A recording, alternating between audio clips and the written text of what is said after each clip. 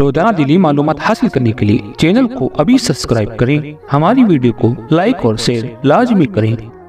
اللہ کے رسول مصطفیٰ کریم رؤوف الرحیم غیب دا نبی صلی اللہ علیہ وآلہ وسلم ارشاد فرماتے ہیں، حدیث پاک کا مفہوم ہے، اس حدیث کو لکھا ہے علامہ ابن الجوزی رضی اللہ تعالیٰ عنہ نے۔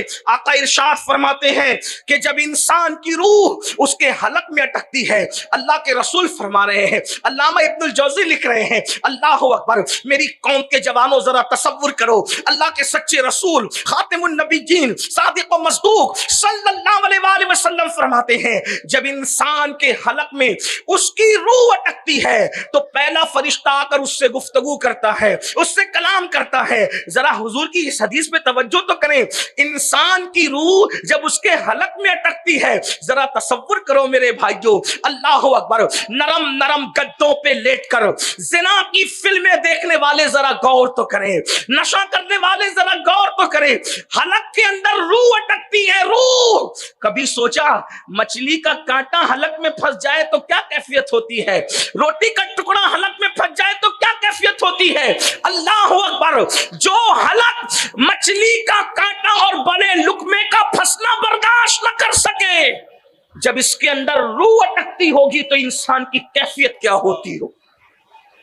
اور اللہ کے رسول نے فرما دیا، حضور نے جو کہہ دیا وہ حق ہے، اس سے نہ کم ہو سکتا ہے نہ اس سے زیادہ ہو سکتا ہے، اس لیے کہ کائنات میں سب سچوں میں سب سے بڑا سچا خدا کی مخلوق میں کوئی ہے تو وہ آمنہ کے لال مصطفیٰ جان رحمت ہے۔ حضور اتنے سچے ہیں کہ ان کے سچا ہونے کی گواہی ان کے دشمن بھی دیتے نظر آتے ہیں، اتنے سچے رسول۔ اللہ اکبر، فرماتے ہیں جب انسان کے حلق میں اس کی روح اٹکتی ہے تو پہلا فرشتہ آ کر اس کو پکار کر کہتا ہے، اے آدم کے بیٹے، تیرا طاقتور بدن کہاں گیا؟ فرشتہ اس سے مخاطب ہو کر کے کہہ رہا ہے، آدم کے بیٹے، یہی بدن پر غرور کرتے ہو نا، اسی جسم پر گھمنڈ کرتے ہو نا؟ اللہ کا فرشتہ آ کر کے کہتا ہے، آدم کے بیٹے، تیرا طاقتور جسم کہاں چلا گیا؟ اور اس کے بعد وہ فرشتہ پکار کر کہتا ہے، آج تو کتنا کمزور ہے، کتنا کمزور ہے آج تو، کہاں گئی تیری فصیح زبان؟ جس زبان کو تو چر چر چلاتا تھا وہ تیری زبان کہاں گئی؟ اور اس کے بعد کہتا ہے، آج تو کتنا خاموش ہے۔ اللہ اکبر، فرشتہ کہتا ہے، آج تو کتنا خاموش ہے، تیرے عزیز و اقربا، تیرے گھر والوں نے تجھے کہاں چھوڑ دیا، تجھے تنہا چھوڑ دیا، تجھے اکیلے چھوڑ دیا۔ فرشتہ اس سے گفتگو کرتا ہے، طاقتور جسم کہاں گیا، چرچر چلنے والی زبان کہاں گئی، آج تو کتنا چپ ہے، خاموش ہے۔ اور انسان کتنا خاموش ہوتا ہے مرتے وقت؟ آنکھوں سے ٹک ٹکی باندھ کر بس سب کو دیکھتا ہے، کلام کرنے کی بھی طاقت نہیں رہتی۔ اس منظر کو یاد کرو اللہ کے بندو، آخرت کو بھولنے والوں اس منظر کو یاد کرو، قبر کو بھولنے والوں اس منظر کو یاد کرو۔ بہت دن تک کچھ نہیں رہے گا، بہت دن تک کچھ نہیں چلے گا۔ کب تک گناہ کرو گے؟ جب تک کہ جسم اور روح کا رشتہ ہے تبھی تک نا۔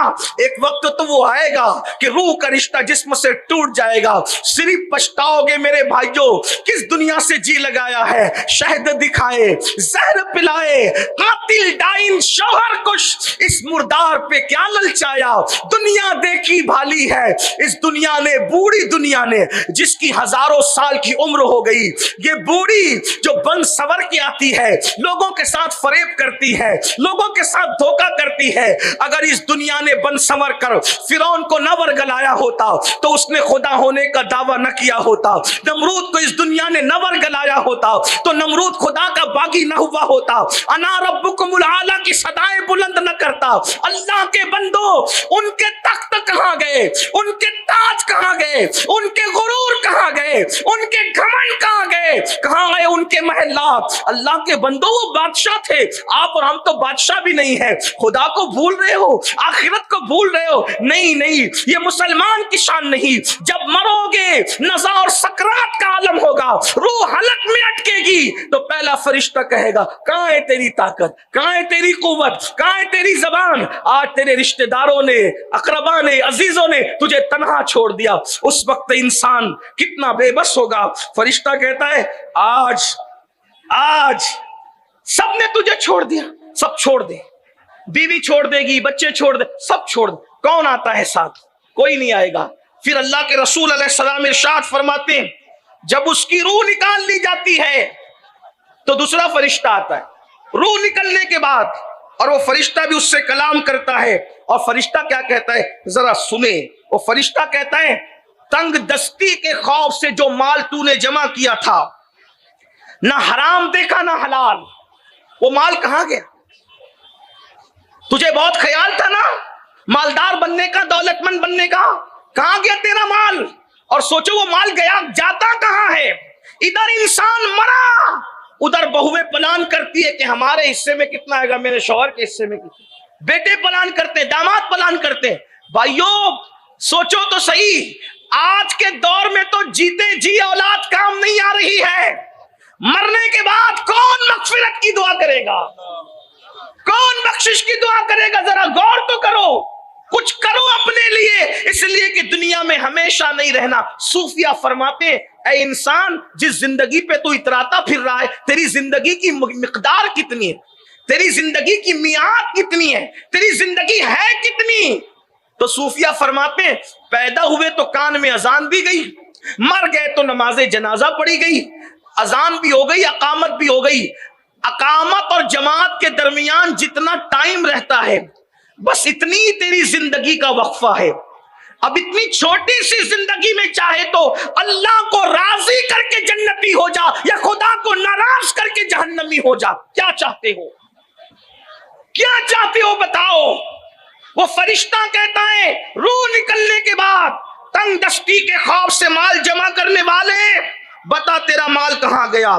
تو نے تباہی اور بربادی سے بچنے کے لیے, عیش و آرام کے لیے گھر بنایا تھا, وہ گھر کہاں گئے؟ تو نے تنہائی سے بچنے کے لیے اللہ اکبر جو مونس و غمگسار ڈھونڈے تھے, بنائے تھے, بتا وہ مونس و غمگسار کہاں گئے؟ لیکن نہ مال ہوتا ہے نہ کوئی غمگسار ہوتا ہے, اور مکان بھی انسان کا اپنا نہیں بلکہ اس کا مکان تو اس کی قبر ہوا کرتی ہے. آج مال کے چکر میں لوگ سود کا دھندا کر رہے ہیں, مسلمان جوؤں کے اڈے چلا رہے ہیں, مسلمان بھائی گیری کر رہے ہیں, لوگوں کو قتل کرنے کی, مار ڈالنے کی سپاریاں لے رہے ہیں.